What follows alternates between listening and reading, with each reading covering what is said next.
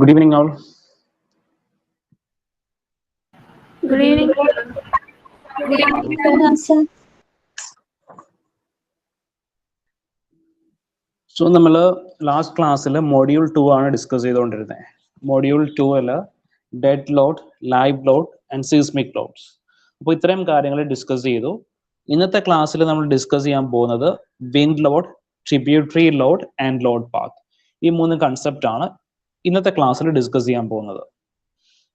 Okay, can we start? Yes, sir. Yes, sir. So first one, wind load. So wind load നിങ്ങൾക്ക് അറിയാവുന്ന പോലെ തന്നെ high rise buildings construct ചെയ്യുമ്പോൾ നമുക്ക് വിൻഡിന്റെ എഫക്റ്റും കൂടി കൺസിഡർ ചെയ്യേണ്ടി വരും. ഇപ്പോൾ മോർ ദാൻ ഒരു 4 സ്റ്റോറിഡ് ബിൽഡിംഗ് ഒക്കെ വന്നു കഴിയുമ്പോൾ എന്താണ്, ഹൈറ്റ് ഇൻക്രീസ് ചെയ്യുന്നതനുസരിച്ച് വിൻഡിന്റെ എഫക്റ്റ് ബിൽഡിങ്ങിലേക്ക് ഉണ്ടാവും. അപ്പൊ വിൻഡിന്റെ എഫക്റ്റും കൂടി കൺസിഡർ ചെയ്തിട്ട് വേണം ഹൈ റൈസ് ബിൽഡിങ്സ് കൺസ്ട്രക്ട് ചെയ്യാനായിട്ട്. അപ്പോൾ വിൻഡ് ലോഡ്, അപ്പോൾ വിൻഡിന്റെ എഫക്റ്റ് എങ്ങനെയാണ് ബിൽഡിങ്ങിൽ വരുന്നത്, അതാണ് വിൻഡ് ലോഡ് മീൻ ചെയ്യുന്നത്. Load acting on a building due to wind speed and its air density.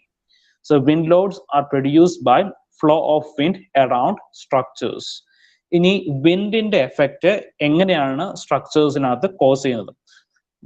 With high velocity wind, low pressure areas are created on the building which creates suction. So ആ figure ഞാൻ കാണിച്ചു തരാം. അപ്പോ wind വന്ന് ഇടിക്കുന്ന ഒരു side ഉണ്ടാവും, windward direction. ആ windward ഡയറക്ഷനിൽ നമുക്കൊരു പ്രഷർ ഫീൽ ചെയ്യും, ഒരു അല്ലെങ്കിൽ പുഷ് എഫക്ട് ഫീൽ ചെയ്യും. ജസ്റ്റ് ഞാൻ അടുത്ത സ്ലൈഡിൽ കാണിച്ചു തരാം.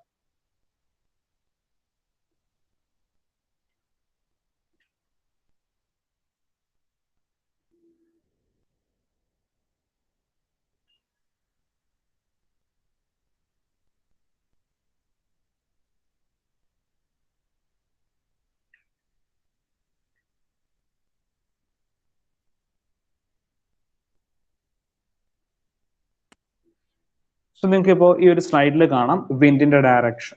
അപ്പോൾ ആ വിൻഡ് വന്ന് ഇടിക്കുന്ന ആ ഒരു സൈഡിനെയാണ് നമ്മൾ വിൻഡ്വേർഡ് വാൾ, അല്ലെങ്കിൽ അവിടെ എന്താണ് ഒരു പുഷ് എഫക്റ്റ് ആണ് വരുന്നത്. അപ്പോൾ ആ ഡയറക്ഷനിൽ ഒരു പുഷ് എഫക്റ്റ് വരും. ബാക്കി എല്ലാ ഡയറക്ഷനിലും ഒരു പുള്ളിങ് എഫക്റ്റ് ആയിരിക്കും വരുന്നത്. ബാക്കി എല്ലാ ഡയറക്ഷൻ എന്ന് പറയുമ്പോൾ വിൻഡ്വേർഡ് വാളിന്റെ ഓപ്പോസിറ്റ് വരുന്ന വാൾസും അതേ കണക്ക് റൂഫ് വാളിലും വരുന്നതെല്ലാം ഒരു പുള്ളിങ് എഫക്റ്റ് ആയിരിക്കും വരുന്നത്. പുള്ളിങ് എഫക്റ്റ് അല്ലെങ്കിൽ ഒരു സക്ഷൻ എഫക്റ്റ് എന്നാണ് അതിന് പറയുന്നത്. അപ്പോൾ ഈ ഒരു രീതിയിലായിരിക്കും. ആ യെല്ലോ റീജിയൻ മാർക്ക് ചെയ്തിരിക്കുന്നതാണ് ആ വിൻഡിന്റെ എഫക്റ്റ് കൊണ്ട് ഒരു ബിൽഡിങ്ങിൽ ഡെവലപ്പ് ചെയ്യുന്ന ഒരു ലോഡ് അല്ലെങ്കിൽ ഒരു പ്രഷർ എന്ന് പറയുന്നത്. അപ്പോൾ വിൻഡ് ആക്ട് ചെയ്യുന്നിടത്ത് എന്തായിരിക്കും, ആ പ്രഷർ കൂടുതലായിരിക്കും. ഓപ്പോസിറ്റ് വാൾസിൽ ഒരു പുള്ളിങ് എഫക്റ്റ് ആയിരിക്കും. Comparatively to windward direction, leeward pressure comparatively കുറവായിരിക്കും. ഈ ലീവേർഡ് പ്രഷർ വിൻഡ് ഏത് വാളിലാണോ ഇടിക്കുന്നത് അതിന്റെ ഓപ്പോസിറ്റ് വാൾസിലും അതേ കണക്കിന് റൂഫ് വാൾസിലും എല്ലാം ലീവേർഡ് പ്രഷർ ആണ് കോസ് ചെയ്യുന്നത്.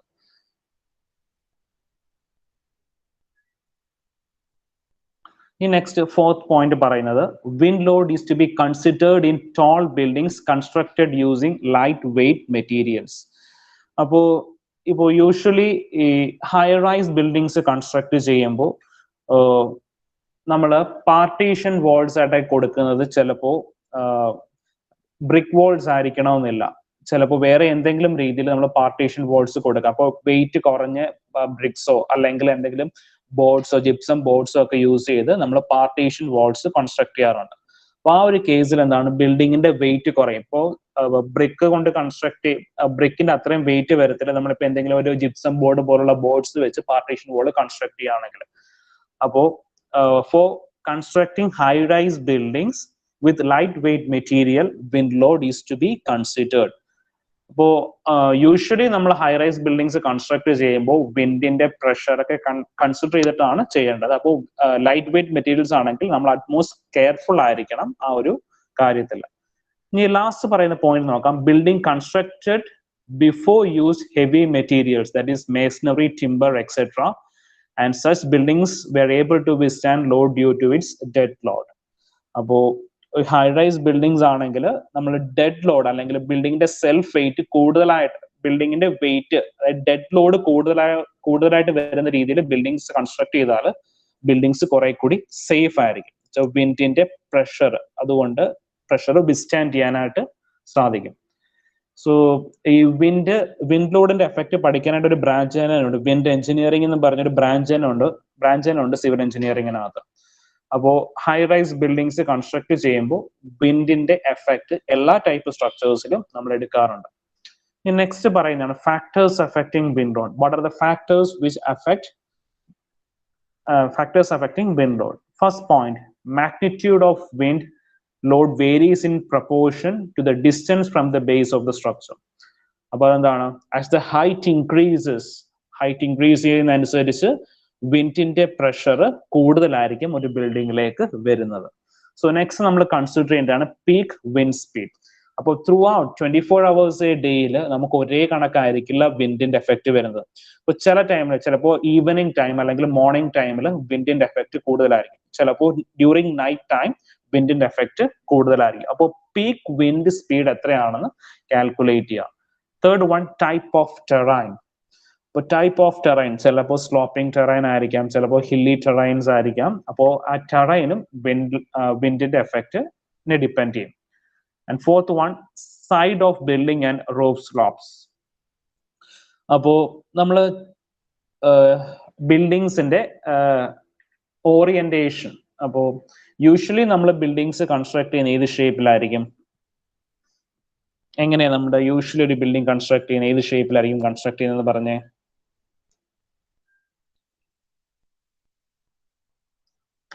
നമ്മുടെ വീടൊക്കെ കൺസ്ട്രക്ട് ചെയ്തിരിക്കുന്നത് എന്ത് ഷേപ്പിലാ? ക്യൂബോയിഡ്. അലൻ കേട്ടില്ല, ഒന്നുകൂടി പറയോ? ക്യൂബോയിഡ് അങ്ങനത്തെ ഷേപ്പില്ലേ? ഒന്നെങ്കിൽ റെക്ടാങ്കുലർ ഷേപ്പ് അല്ലെങ്കിൽ സ്ക്വയർ ഷേപ്പ്, അങ്ങനെ ഒരു റെഗുലർ ജോമെട്രിക്കൽ ഷേപ്സിലായിരിക്കും കൂടുതലും നമ്മൾ സ്ട്രക്ചേഴ്സ് കൺസ്ട്രക്ട് ചെയ്യുന്നത്. അപ്പോ നിങ്ങൾ കണ്ടിട്ടുണ്ടാവും, ഇപ്പോ ഈ ഹൈ സ്പീഡ് റെയിൽസ് കണ്ടിട്ടുണ്ടാവും. ഹൈ സ്പീഡ് റെയിൽസ് അല്ലെങ്കിൽ എയ്റോപ്ലെയിൻ, അതിന്റെയൊക്കെ ബോഡി എന്താണ്? സ്ട്രീം ലൈൻഡ് ബോഡീസ് പോലാണ് ഡിസൈൻ ചെയ്യുന്നത്. എന്ന് വെച്ചാൽ അറ്റ്മോസ്ഫിയറിൽ കൂടി പെട്ടെന്ന് പിയേഴ്സ് ചെയ്ത് പോകാനായിട്ട്. അപ്പോൾ ഇത് കണക്ക് ഹൈ വിൻഡ് പ്രഷർ വരുവാണെങ്കിൽ, ഇപ്പോൾ നിങ്ങൾ ടവേഴ്സ് ഒക്കെ കണ്ടിട്ടുണ്ടാവും. ടവേഴ്സ് ഒക്കെ എന്താണ്, ഹൈറ്റ് ഇൻക്രീസ് ചെയ്യുന്നതനുസരിച്ച് ടോപ്പിലേക്ക് വരുമ്പോൾ ആ ടവറിന്റെ ക്രോസ് സെക്ഷൻ കുറഞ്ഞുകൊണ്ടേ വരും. അപ്പോൾ ഷേപ്പ് ഓഫ് ദ ബിൽഡിങ്ങും ഒരു ഘടകമാണ് വിൻഡിനെ റെസിസ്റ്റ് ചെയ്യാനായിട്ട്. അപ്പോൾ ഹൈ റൈസ് ബിൽഡിംഗ് ആകുമ്പോൾ ഹൈറ്റ് ഇൻക്രീസ് ചെയ്യുന്നതനുസരിച്ച് ബിൽഡിങ്ങിന്റെ സൈസ് കുറഞ്ഞുകൊണ്ട് വന്നാൽ ആ ബിൽഡിംഗ് കുറെ കൂടി സേഫ് ആയിരിക്കും. അല്ലാതെ ഒരു ഗ്രൗണ്ടിന്റെ അതേ ഹൈറ്റ് അതേ ക്രോസ് സെക്ഷൻ തന്നെയാണ് ടോപ്പിലും എങ്കിൽ നമുക്ക് ചിലപ്പോൾ വിൻഡിനെ റെസിസ്റ്റ് ചെയ്യാൻ പറ്റണമെന്നില്ല. അപ്പോൾ നിങ്ങൾ ഈ ടവേഴ്സ് അല്ലെങ്കിൽ ബുർജ് ഖലീഫയുടെ ഒക്കെ ഫിഗർ കണ്ടാൽ കാണാം, ആ ഇമേജ് കണ്ടാൽ ടോപ്പിൽ എന്താണ് സൈസ് കുറവാണ്, ബോട്ടത്തിന് അത്രയും സൈസ് ഇല്ല ടോപ്പിൽ. അപ്പൊ അതൊക്കെ വിൻഡ് പ്രഷർ കുറയ്ക്കാൻ വേണ്ടിയിട്ടാണ് നമ്മൾ അങ്ങനെയൊക്കെ ഡിസൈൻ ചെയ്യുന്നത്. ഇപ്പൊ ടവർ ഒക്കെ എടുത്താൽ കാണാം, താഴത്തെ അതേ ക്രോസ് സെക്ഷൻ അല്ല, ഹൈറ്റ് കൂടുന്തോറും എന്ത് ചെയ്യും, അതിങ്ങനെ സ്റ്റീപ്പായിട്ട് ക്രോസ് സെക്ഷൻ കുറഞ്ഞുകൊണ്ടാണ് മുകളിലേക്ക് വരുന്നത്. അപ്പൊ അതൊക്കെ വിൻഡിന്റെ പ്രഷറിനെ റെഡ്യൂസ് ചെയ്യാൻ വേണ്ടിയിട്ടാണ് അതൊക്കെ ചെയ്തിരിക്കുന്നത്. അതാണ് shape of the building. And next point, wind load is considered to be dynamic as it varies greatly in intensity from time to time. Wind loads typically act laterally on walls and may act up and down on roofs. So ഞാൻ നേരത്തെ കാണിച്ചതാണ് വിൻഡിന്റെ effect, windward pressure and leeward pressure. Wind act ചെയ്യുന്ന സൈഡിൽ നമുക്ക് develop ചെയ്യുന്നത് ഒരു pushing effect ആയിരിക്കും. അത് ബാക്കിയുള്ള സൈഡിൽ നമുക്കൊരു സക്ഷൻ പ്രഷർ അല്ലെങ്കിൽ ഒരു പുൾ എഫക്റ്റ് ആയിരിക്കും പറയുന്നത്. സോ വിൻഡിന്റെ ഓപ്പോസിറ്റ് ഡയറക്ഷൻ, നമ്മൾ ഓപ്പോസിറ്റ് സൈഡിന് പറയുന്നതാണ് ലീവേർഡ് സൈഡ്. വിൻഡ് വന്ന് സ്ട്രൈക്ക് ചെയ്യുന്ന പോർഷൻ ആണ് വിൻഡ്വേർഡ് സൈഡ് അല്ലെങ്കിൽ വിൻഡ്വേർഡ് വാൾ എന്നൊക്കെ പറയുന്നത്. സോ ഇതിന് അതിന്റെ ഒരു ഫിഗർ ആയിരുന്നു, wind direction and pressure. So positive pressure എന്ന ഫിഗറിൽ കൊടുത്തിരിക്കുന്നത് ആ വിൻഡ് വന്ന് സ്ട്രൈക്ക് ചെയ്യുന്ന സൈഡാണ് പോസിറ്റീവ് പ്രഷർ. അതിന്റെ ഓപ്പോസിറ്റ് ഡയറക്ഷൻ ആണ് negative pressure or suction pressure എന്ന് പറയുന്നത്. അപ്പൊ നെഗറ്റീവ് പ്രഷറിൽ ഒരു പുള്ളിങ് എഫക്റ്റ് ആണ്. ആ ഒരു സൈഡിനെ പുള്ള് ചെയ്തുകൊണ്ട് പോകാനുള്ള എഫക്റ്റ് ആണ് വിൻഡ് കോസ് ചെയ്യുന്നത്. ആ വിൻഡ് ഒന്ന് സ്ട്രൈക്ക് ചെയ്യുന്ന ഡയറക്ഷൻ എന്താണ്, ഒരു പുഷിങ് എഫക്റ്റ് ആണ് കോസ് ചെയ്യുന്നത്. പുഷിങ് എഫക്റ്റ് ആണ് വിൻഡ് ഒന്ന് ഇടിക്കുന്ന സൈഡിലും, ഒരു പുള്ളിങ് എഫക്റ്റ് ആണ് ഓപ്പോസിറ്റ് ഡയറക്ഷനിൽ വരുന്നത്. അപ്പോൾ ആ റൂഫിലും വരുന്നതും അതേ കണക്കിന് ഒരു പോസിറ്റീവ് എഫക്റ്റ് ആണ്. ഒരു പുള്ളിങ് എഫക്റ്റ് ആണ് റൂഫിൽ വരുന്നത്. നെഗറ്റീവ് പ്രഷർ ആണ് റൂഫിലും അതേ കണക്ക് തന്നെ ലീവേർഡ് സൈഡ് എന്ന് വെച്ചാൽ വിൻഡ് ആക്ട് ചെയ്യുന്നതിന്റെ ഓപ്പോസിറ്റ് സൈഡാണ് ലീവേർഡ് സൈഡ്, അവിടെയും വരുന്നത്.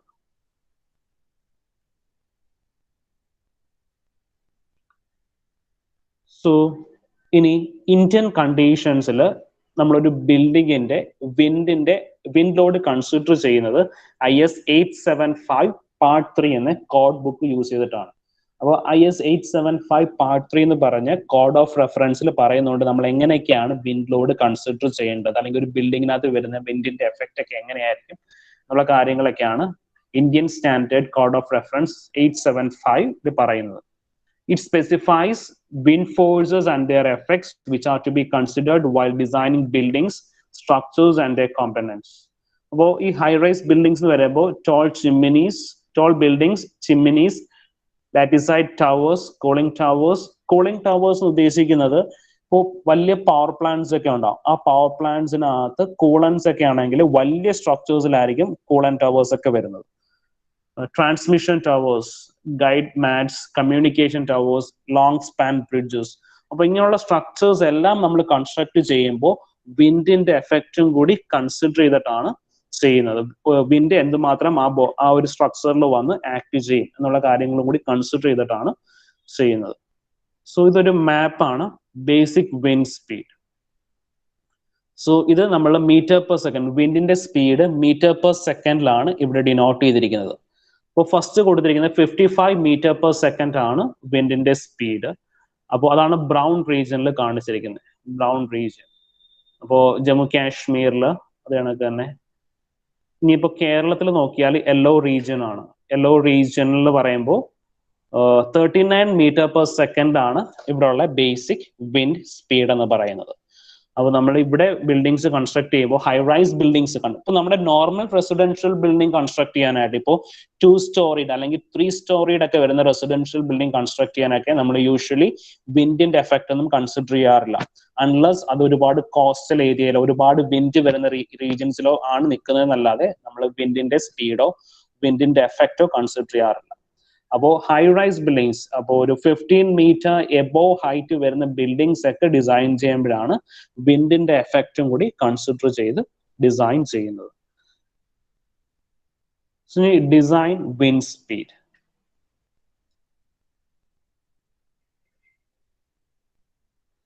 The basic wind speed will be modified to get the designed wind speed at any height. So ഒരു ബിൽഡിങ്ങിനകത്ത് ആക്ട് ചെയ്യുന്ന വിൻഡിന്റെ എഫക്ട് അല്ലെങ്കിൽ വിൻഡിന്റെ സ്പീഡ് ഒക്കെയാണ് നമ്മൾ കാൽക്കുലേറ്റ് ചെയ്യുന്നത്. So it is based on risk level, terrain roughness and height of the structure, local topography, importance factor for the cyclonic regions. നിങ്ങൾ just ഈ point മാത്രം പഠിച്ചാൽ മതി, ഇതിന്റെ കൂടുതൽ ഡീറ്റെയിൽസ് ഒന്നും നിങ്ങൾക്ക് ആവശ്യമില്ല. അപ്പോൾ ഇതിന്റെ കാൽക്കുലേഷനും ഡീറ്റെയിൽസും ഒക്കെ വിൻഡ് എഞ്ചിനീയറിംഗ് എന്ന് പറഞ്ഞ ഒരു സബ്ജക്റ്റ് ഉണ്ട്, പക്ഷെ നിങ്ങൾക്ക് അത് പഠിക്കാനില്ല. അപ്പോൾ ഡിസൈൻ വിൻഡ് സ്പീഡ് എന്ന് പറഞ്ഞാൽ എന്താണ്, അതെന്തൊക്കെ കാര്യങ്ങളെ ബേസ് ചെയ്തിരിക്കുന്നു. Basic wind speed will be modified to get the design wind speed at a height Z. At a height Z എന്ന് പറയാൻ കാര്യം, നമ്മൾ വിൻഡിന്റെ സ്പീഡ് നമ്മൾ പറയുന്നത് ആസ് ദ ഹൈറ്റ് ഇൻക്രീസസ്. അപ്പോൾ ഒരു ഹൈറ്റ് ഇൻക്രീസ് ചെയ്യുന്നതനുസരിച്ച് വിൻഡിന്റെ എഫക്ട് അല്ലെങ്കിൽ വിൻഡ് സ്പീഡ് ഇൻക്രീസ് ചെയ്യും. അപ്പോൾ ഈ ഒരു ബിൽഡിംഗ് ഒരു 35 മീറ്റർ ഹൈറ്റ് ഒരു ബിൽഡിങ്ങിലാണെങ്കിൽ അവിടെ 20 മീറ്റർ ഹൈറ്റിലും 30 മീറ്റർ ഹൈറ്റിലും വരുന്ന വിൻഡിന്റെ എഫക്ട് സെയിം ആയിരിക്കില്ല, അത് വേരി ചെയ്യും. അപ്പോൾ നമ്മൾ വിൻഡിന്റെ എഫക്ട് ഡിസൈൻ വിൻഡ് സ്പീഡ് പറയുന്നു അറ്റ് എ പെർട്ടിക്കുലർ ഹൈറ്റിലായിരിക്കും ഡിസൈൻ വിൻഡ് സ്പീഡ് നമ്മൾ പറയുന്നത്. ജസ്റ്റ് ആ പോയിന്റ്സ് മാത്രം ഒന്ന് ഓർത്തിരുന്നാൽ മതി.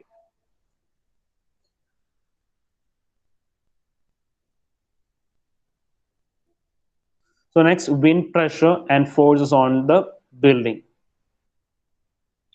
So wind pressure, ഒരു ബിൽഡിങ്ങിന്റെ വിൻഡ് പ്രഷർ എങ്ങനെയാണ് കാൽക്കുലേറ്റ് ചെയ്യുന്നത്? So sometimes building as a whole, അപ്പോൾ ഒരു ചെറിയ ബിൽഡിങ്സ് ഒക്കെയാണ്. ചെറിയ ബിൽഡിംഗ് എന്ന് വെച്ചാൽ നമുക്കൊരു 4 നില, ഒരു 4 സ്റ്റോറി ഷോപ്പിംഗ് കോംപ്ലക്സ് ഒക്കെ ആണെങ്കിൽ can be calculated as a building as a whole. ഇനി ഇൻഡിവിജ്വൽ സ്ട്രക്ചറൽ എലമെന്റ്സ്. ഇപ്പോൾ ഇൻഡിവിജ്വൽ സ്ട്രക്ചറൽ എലമെന്റ്സ് എന്നൊക്കെ പറയുമ്പോൾ ഇപ്പോൾ ഫോർ എക്സാമ്പിൾ ബുർജ് ഖലീഫ ഒക്കെ പോലെ എടുക്കുകയാണെങ്കിൽ അവിടെ നമ്മൾ ഓരോ മെറ്റീരിയലിനകത്തും വിൻഡിന്റെ എഫക്ട് കാൽക്കുലേറ്റ് ചെയ്യേണ്ടി വരും. അപ്പോൾ അങ്ങനെയുള്ള വലിയ സ്ട്രക്ചേഴ്സ് കൺസ്ട്രക്ട് ചെയ്യുമ്പോൾ അതിന്റെ പുറത്തേക്ക് വരുന്ന വാൾസ് ഒക്കെ കോൺക്രീറ്റ് വാൾസോ ബ്രിക്ക് വാൾസോ ഒന്നും ആയിരിക്കില്ല. അവിടെ ഗ്ലാസ് പാനൽസ് ഒക്കെ ആയിരിക്കും യൂഷ്വലി യൂസ് ചെയ്യുന്നത്.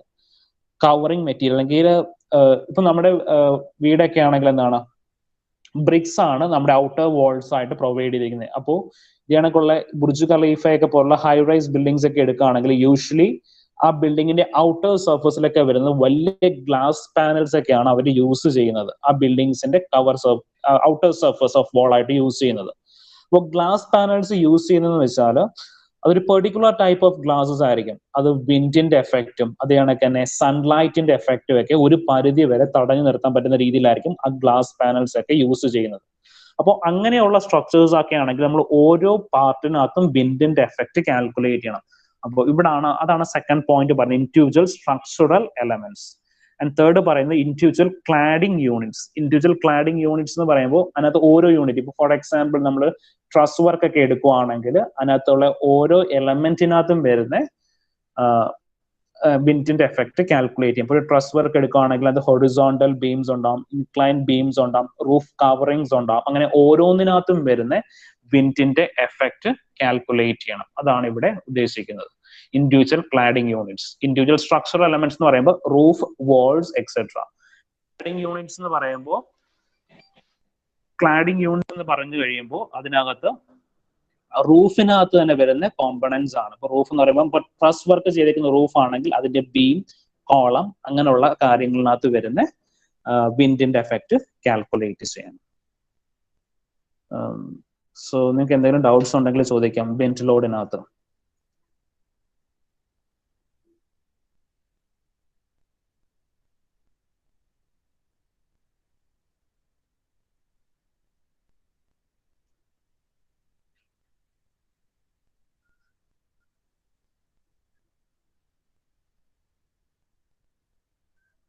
എന്തെങ്കിലും ഡൗട്ട്സ് ഉണ്ടെങ്കിൽ ചോദിക്കാം.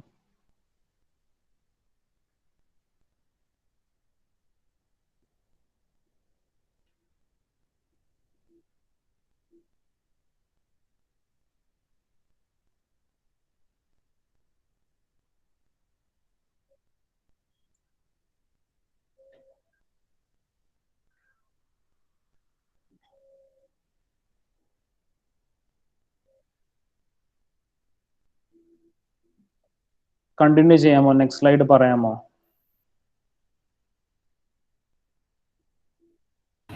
Yes, sir. സോ നെക്സ്റ്റ് നമ്മൾ പറയുന്നത് ട്രിബ്യൂട്ടറി ലോഡ് എന്നാണ്. Tributary load. ഇപ്പൊ ട്രിബ്യൂട്ടറി ലോഡ് എന്താന്ന് ഞാൻ എക്സ്പ്ലെയിൻ ചെയ്യാം.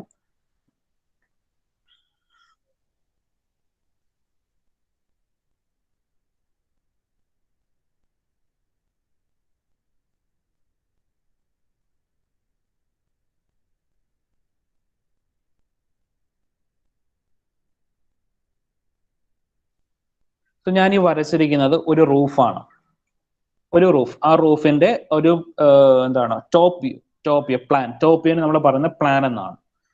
അപ്പോൾ ഈ റൂഫിനകത്ത് ഞാൻ ബീംസ് പ്രൊവൈഡ് ചെയ്യാണ്. അപ്പോൾ വലിയ സ്പാൻ റൂഫ് ആണെങ്കിൽ റൂഫിനെ സപ്പോർട്ട് ചെയ്യാനായിട്ട് ബീംസ് ഉണ്ടാവും.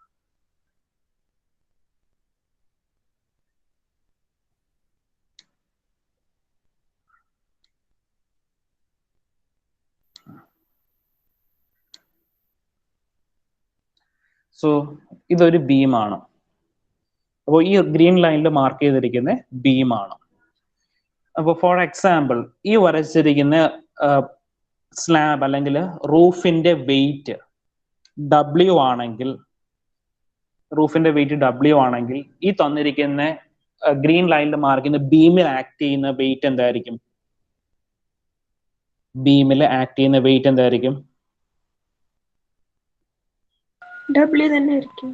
തന്നെ ആയിരിക്കും. ഇനി ഫോർ എക്സാമ്പിൾ നമുക്കിവിടെ ഇത് മാത്രമല്ല വേറെയും ബീംസ് ഉണ്ട്. ഇപ്പോ ഈ ഒരു സ്ലാബിൽ 3 ബീംസ് ഉണ്ട്. ഇപ്പോ എങ്ങനെ നമുക്ക് വെയിറ്റ് കാൽക്കുലേറ്റ് ചെയ്യാൻ പറ്റും? ഓരോ ബീമിലും ആക്ട് ചെയ്യുന്ന വെയിറ്റ് എത്ര വരും?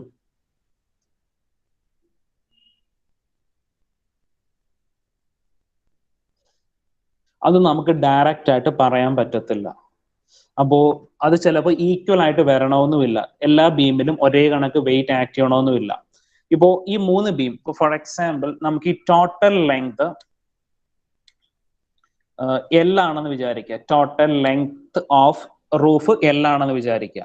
ആ ടോട്ടൽ ലെങ്ത് ഓഫ് റൂഫിനകത്ത് നമ്മൾ 3 പാർട്ടായിട്ട് ഡിവൈഡ് ചെയ്തിട്ട്, ഫോർ എക്സാമ്പിൾ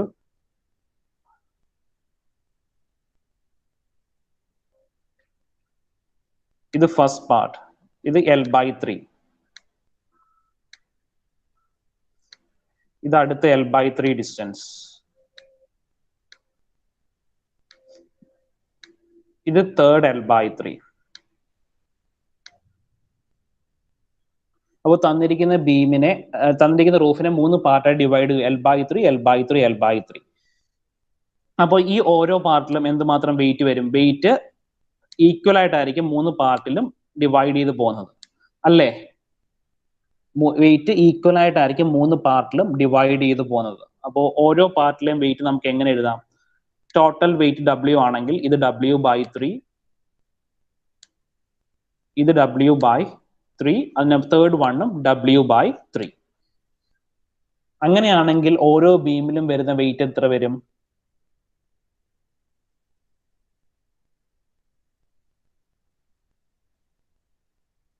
W/3 എന്ന വെയിറ്റ് ആയിരിക്കും ഓരോ ബീമിലേക്കും വരുന്നത്. അപ്പോ ഈ പറയുന്ന ട്രിബ്യൂട്ടറി ലോഡ് എന്ന് പറഞ്ഞാൽ നമ്മുടെ ഒരു സ്ട്രക്ചറിൽ, ഇപ്പൊ പറഞ്ഞ ബീമിനകത്ത്, ഏതെങ്കിലും ബീമിനകത്ത് റൂഫിന്റെ എഫക്റ്റ് കൊണ്ട് വരുന്ന ലോഡ് എത്രയാണോ ആ ലോഡ് ആണ് നമ്മൾ ട്രിബ്യൂട്ടറി ലോഡ് എന്ന് പറയുന്നത്. Tributary load. So that a load acting on a member by virtue of the load transferred to it from the member or the element it is supporting. Tributary load. മനസ്സിലായോ എന്താ tributary load എന്ന്?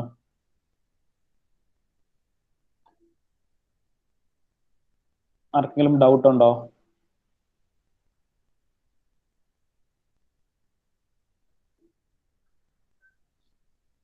Clear ആണോ? അതോ ഒന്നുകൂടി പറയണോ? ഒന്നുകൂടെ പറയാമോ sir?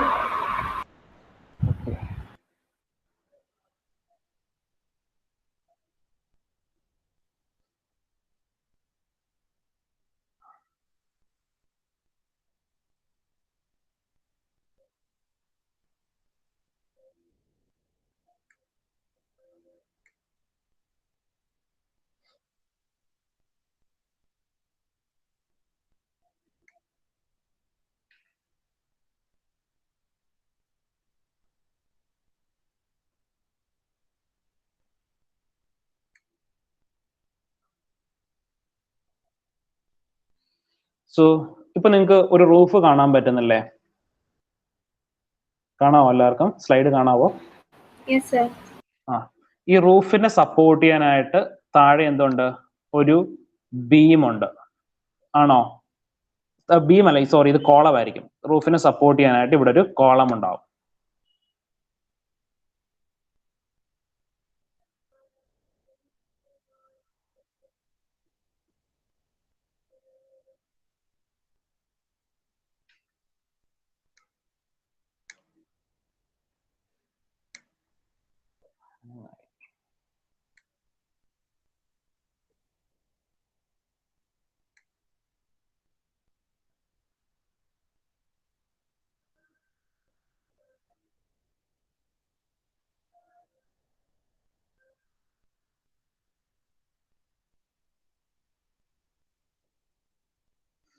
So ഇവിടെ ഒരു റൂഫ് ഉണ്ട്, ആ റൂഫിനെ സപ്പോർട്ട് ചെയ്യാനായിട്ട് ഒരു കോളം ഉണ്ട്. അപ്പൊ എന്താണ്? ഈ റൂഫിന്റെ വെയിറ്റ് എവിടെ വരും? ഈ കോളത്തിലേക്ക് ട്രാൻസ്മിറ്റ് ചെയ്യും.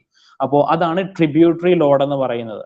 ഏതെങ്കിലും ഒരു മെമ്പറിന്റെ ലോഡ് ഒരു ബോഡിയിൽ കൂടി ട്രാൻസ്ഫർ ചെയ്ത് പോവുകയാണെങ്കിൽ ആ ഒരു മെമ്പറിന്, ഇപ്പൊ കോളത്തിനകത്ത് വരുന്ന റൂഫിന്റെ വെയിറ്റിന് പറയുന്ന ലോഡ്, കോളത്തില് ആക്ട് ചെയ്യുന്ന റൂഫിന്റെ ലോഡിനെയാണ് നമ്മൾ ട്രിബ്യൂട്ടറി ലോഡ് എന്ന് പറയുന്നത്. ഇപ്പോ ഈ റൂഫിന്റെ വെയിറ്റ് എങ്ങനെയായിരിക്കും? ഈ കോളത്തിന്റെ ബോഡിയിൽ കൂടി ട്രാൻസ്ഫർ ചെയ്തിട്ടാണ് എന്ത് ചെയ്യുന്നത്? ഫൗണ്ടേഷനിലേക്ക് എത്തുന്നത്. അപ്പോ കോളത്തിനകത്ത് ആക്ട് ചെയ്യുന്ന റൂഫിന്റെ വെയിറ്റിന് പറയുന്നതാണ് ട്രിബ്യൂട്ടറി ലോഡ് എന്നുള്ളത്. Tributary load. ഇപ്പോ റൂഫിന്റെ വെയിറ്റ് W ആണെങ്കിൽ, അല്ലെങ്കിൽ റൂഫിന്റെ വെയിറ്റ് 1000 ന്യൂട്ടൺ ആണ്. റൂഫിന്റെ വെയിറ്റ് 1000 ന്യൂട്ടൺ ആണെങ്കിൽ കോളത്തിൽ കൂടെ എത്ര ആയിരിക്കും? 1000 ന്യൂട്ടൺ ലോഡ് ആയിരിക്കും കോളത്തിൽ കൂടി ട്രാൻസ്ഫർ ചെയ്ത് പോകുന്നത്. അപ്പോ ഈ കോളത്തിൽ ആക്ട് ചെയ്യുന്ന ട്രിബ്യൂട്ടറി ലോഡ് എന്ന് പറയുന്നത് റൂഫിന്റെ വെയിറ്റ് ആയ 1000 ന്യൂട്ടൺ ആയിരിക്കും. ക്ലിയർ ആണോ? Yes, sir. എല്ലാവർക്കും മനസ്സിലായിട്ടുണ്ടോ ട്രിബ്യൂട്ടറി ലോഡ്?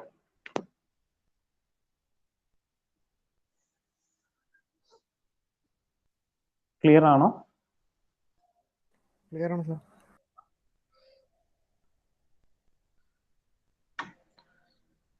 സോ നമുക്ക് ഡെഫിനിഷൻ നോക്കാം. Load acting on a member by virtue of the load transfer to it from the member or the element it supporting. അപ്പോൾ ഇവിടെ കാണിച്ചിരിക്കുന്നുണ്ടോ, മുകളിൽ നമുക്ക് W എന്ന് പറഞ്ഞൊരു റൂഫ് ഉണ്ട്. ആ റൂഫിന്റെ എഫക്റ്റ് എന്തായിരിക്കും? ഈ തന്നിരിക്കുന്ന കോളത്തിലേക്കായിരിക്കും ആ റൂഫിന്റെ വെയിറ്റ് ആക്ട് ചെയ്യുന്നത്. അപ്പോൾ ആ റൂഫിനകത്ത് ആക്ട് ചെയ്യുന്ന W എന്ന് പറഞ്ഞ വെയിറ്റിനെയാണ് ട്രിബ്യൂട്ടറി ലോഡ് എന്ന് പറയുന്നത്. ട്രിബ്യൂട്ടറി ലോഡ് എന്ന് പറയുന്നത്. ഇനി നമുക്ക് ട്രിബ്യൂട്ടറി ഏരിയ എന്താ നോക്കണം. ട്രിബ്യൂട്ടറി ഏരിയ എന്ന് പറയുമ്പോൾ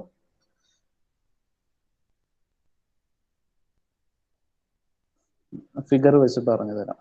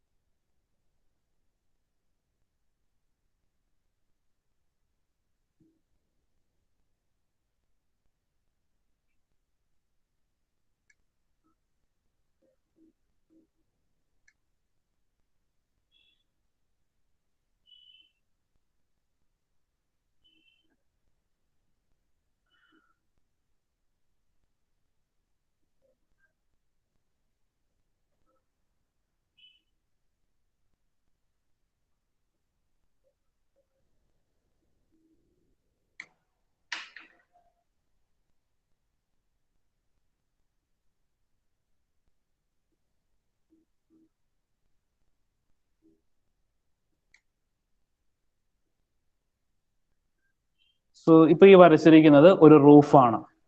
അപ്പോൾ ഈ റൂഫിനെ സപ്പോർട്ട് ചെയ്യാനായിട്ട് നമുക്ക് കുറച്ച് കോളംസ് ഉണ്ടെന്ന് നോക്കാം. ഇതൊരു കോളം,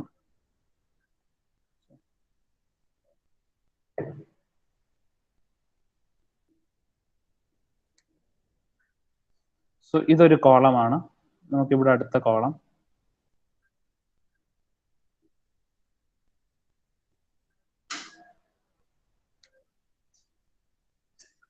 സോ അതിനെ സപ്പോർട്ട് ചെയ്തിട്ടുള്ള സെക്കൻഡ് കോളം.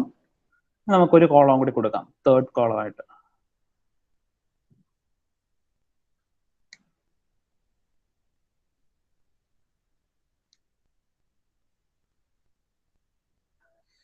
സോ ഇപ്പൊ നമുക്കൊരു റൂഫ് ഉണ്ട്.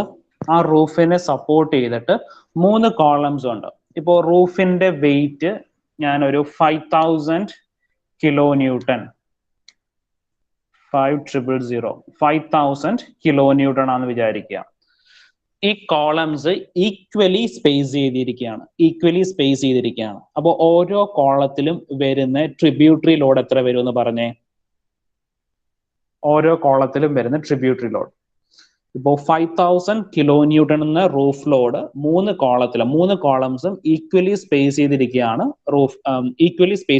അപ്പോൾ ഓരോ കോളത്തിലും വരുന്ന ട്രിബ്യൂട്ടറി ലോഡ് എത്ര വരുമെന്ന് പറഞ്ഞേ?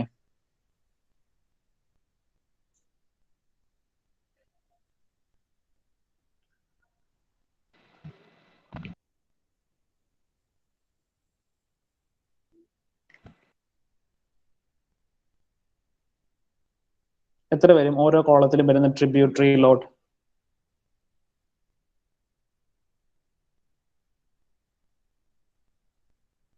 5000/3 ഈക്വലി സ്പേസ് ചെയ്തിരിക്കുകയാണെങ്കിൽ നമുക്ക് വരുന്ന ട്രിബ്യൂട്ടറി ലോഡ് 5000/3 ആയിരിക്കും.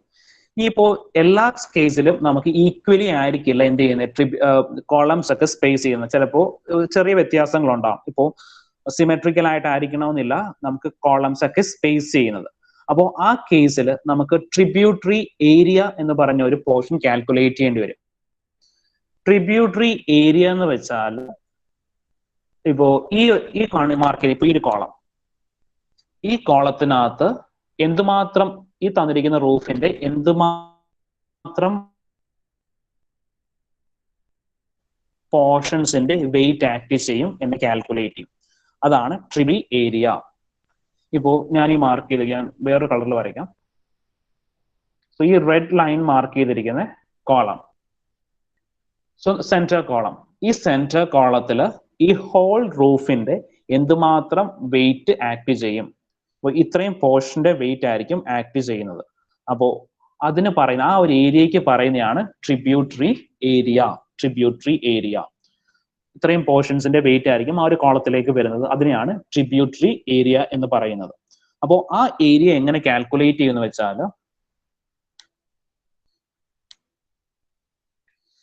ഈ ഫുൾ ലെങ്ത് നമുക്ക് L1 ആണെന്ന് വിചാരിക്കുക, റിമൈനിങ് ഡിസ്റ്റൻസ് L2 ആണെന്ന് വിചാരിക്കുക.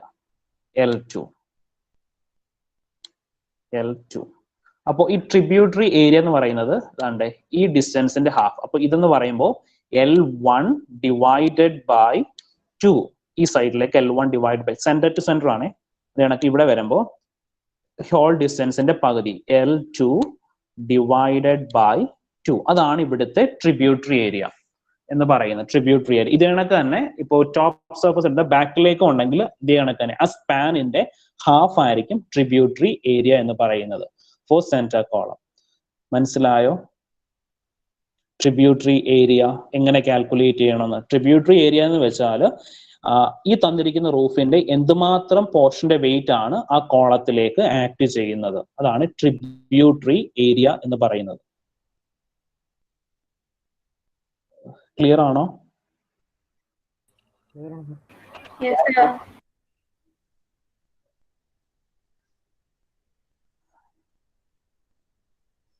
സോ നിങ്ങൾക്ക് ഇപ്പോ ദാണ്ടെ ഒരു വലിയൊരു സ്ലാബിന്റെ ടോപ്പ് വ്യൂ വരച്ചിട്ടുണ്ട്. ഈ സെക്കൻഡ് ഫിഗർ നോക്കിയാൽ നിങ്ങൾക്ക് മനസ്സിലാവും. അതെ, ക്യാപിറ്റൽ സി എന്നൊരു പോർഷൻ മാർക്ക് ചെയ്തിട്ടുണ്ടല്ലേ, ആ ക്യാപിറ്റൽ സിയുടെ ട്രിബ്യൂട്ടറി ഏരിയ ആണ് ഈ വരച്ചിരിക്കുന്നത്. ബോട്ടം സർഫസ് നോക്കിക്കേ, L1 അതിന്റെ ഹാഫ് എടുത്തു, ഇവിടെ L2ന്റെ ഹാഫ് എടുത്തു, ഇവിടെ L3യുടെ ഹാഫ് എടുത്തു, ഇവിടെ L4ന്റെ ഹാഫ് എടുത്തു. അപ്പോൾ ഇത്രയും ഷെയ്ഡഡ് റീജിയന്റെ വെയിറ്റ് ആണ് സി എന്ന് പറഞ്ഞ കോളത്തിലേക്ക് ആക്ട് ചെയ്യുന്നത്. അപ്പോൾ അതാണ് ട്രിബ്യൂട്ടറി ഏരിയ. അപ്പൊ അത്രയും ആ ഒരു വലിയ റൂഫിന്റെ അത്രയും പോർഷന്റെ വെയിറ്റ് ആണ് സി എന്ന് പറഞ്ഞ കോളത്തിലേക്ക് ആക്ട് ചെയ്യുന്ന വെയിറ്റ്. ക്ലിയർ ആണോ എല്ലാവർക്കും? ട്രിബ്യൂട്ടറി ഏരിയ എന്ന് വെച്ചാൽ ട്രിബ്യൂട്ടറി ഏരിയ അത്രയും ഏരിയയുടെ വെയിറ്റ് ആണ് സി എന്ന് പറഞ്ഞ കോളത്തിലേക്ക് ആക്ട് ചെയ്യുന്നത്. Tributary load, tributary area. Clear answer.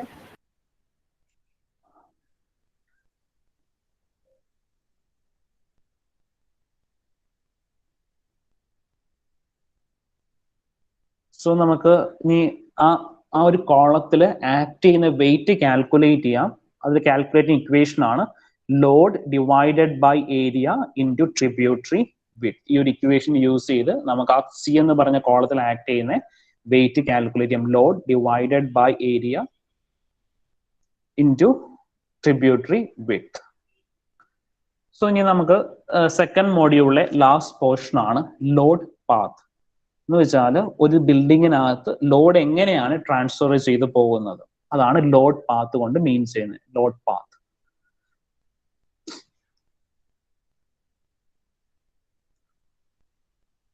path through which a load travels,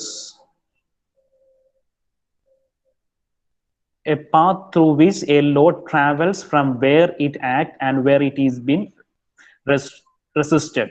So load path from the roof through each structural elements to the foundation. അപ്പോൾ നമുക്കറിയാം റൂഫിൽ നിന്ന് എന്തായിരിക്കും, എങ്ങനെയായിരിക്കും ലോഡ് ട്രാവൽ ചെയ്യുന്നത്. നമ്മളിത് ആദ്യത്തെ ക്ലാസ്സിലൊക്കെ പറഞ്ഞതാണ്. ബിൽഡിങ്സിനെ നമുക്ക് രണ്ട് പാർട്ടായിട്ട് ഡിവൈഡ് ചെയ്യാം. എങ്ങനെയായിരുന്നു രണ്ട് പാർട്ടായിട്ട് ഡിവൈഡ് ചെയ്യുന്നത്? ഓർക്കുന്നുണ്ടോ എങ്ങനെയാണ് നമ്മൾ ബിൽഡിങ്ങിനെ 2 പാർട്ടായിട്ട് ഡിവൈഡ് ചെയ്യാനൊക്കെ പറഞ്ഞത്?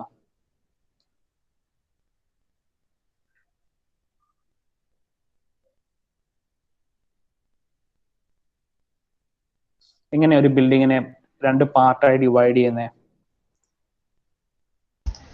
Sorry, super structure. സൂപ്പർ സ്ട്രക്ചറും ബേസ്മെന്റ്. സൂപ്പർ സ്ട്രക്ചറും സബ്സ്ട്രക്ചറും.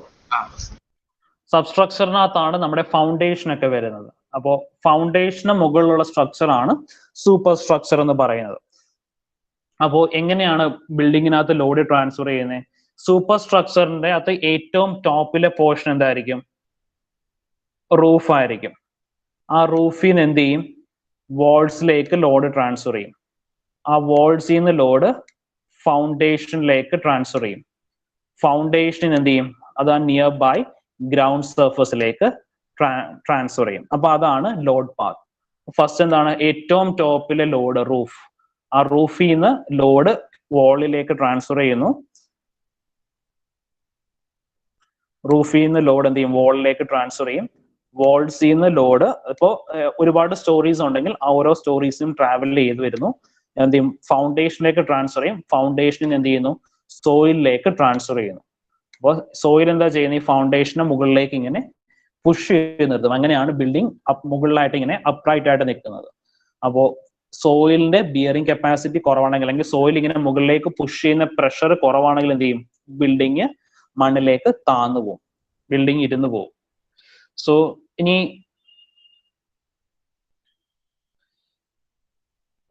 നമുക്ക് 2 രീതിയിൽ ലോഡ് പാത്ത് പറയും, depending on the type of load to be transferred. Depending upon the type of load to be transferred നമുക്ക് ലോഡ് പാത്ത് 2 ആയിട്ട് ക്ലാസിഫൈ ചെയ്യും. Gravity load path and lateral load path. Gravity load path and lateral load path. അപ്പോൾ gravity load path എന്ന് പറഞ്ഞാൽ വെർട്ടിക്കലായിട്ട് act ചെയ്യുന്ന ലോഡാണ് gravity load path.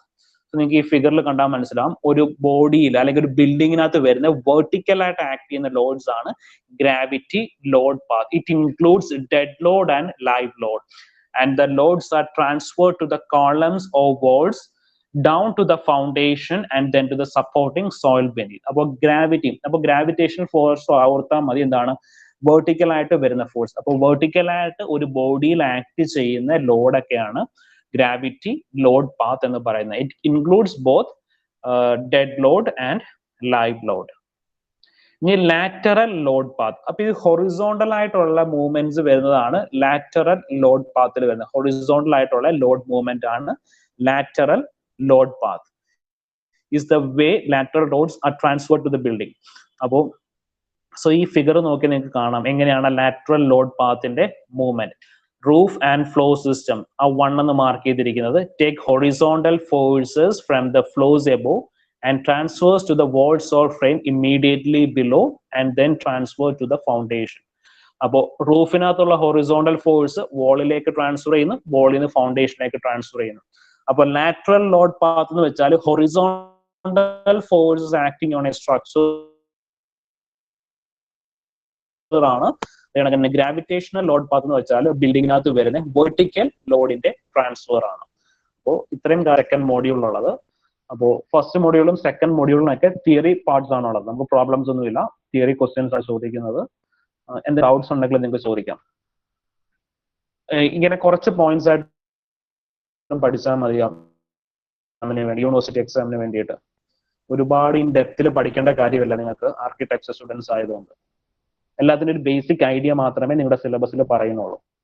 ഈ പറയുന്ന വിൻഡിന്റെ effect ഒക്കെ ഒരു സബ്ജക്റ്റ് ആയിട്ട് തന്നെയാണ് ബാക്കിയുള്ളവർക്ക് പഠിക്കാനുള്ളത്. നിങ്ങൾക്ക് പക്ഷെ അത് എന്താണെന്ന് മാത്രം, വിൻഡ് ലോഡ് എന്താണെന്ന് മാത്രം ഒന്ന് അറിഞ്ഞിരുന്നാൽ മാത്രം മതി. അത് കണക്ക് ഈ ട്രിബ്യൂട്ടറി ലോഡ്, ട്രിബ്യൂട്ടറി ഏരിയ, അതൊക്കെ വെച്ച് കോളവും ബീമും ഒക്കെ ഡിസൈൻ ചെയ്യണം. പക്ഷെ നിങ്ങൾക്ക് അതിൻ്റെ ഒന്നും ആവശ്യമില്ല. എന്താണ് ട്രിബ്യൂട്ടറി ലോഡ്, എന്താണ് ട്രിബ്യൂട്ടറി ഏരിയ എന്ന് മാത്രം, ആ ഒരു കൺസെപ്റ്റ് എന്താണെന്ന് മാത്രം അറിഞ്ഞിരുന്നാൽ മാത്രം മതി. അപ്പോൾ ഈ ഒരു കുറച്ച് കാര്യങ്ങൾ മാത്രമേ നിങ്ങളുടെ സിലബസിൽ പറയുന്നുള്ളൂ. നിങ്ങൾക്ക് എന്തെങ്കിലും ഡൗട്ട്സ് ഉണ്ടെങ്കിൽ ചോദിക്കാം.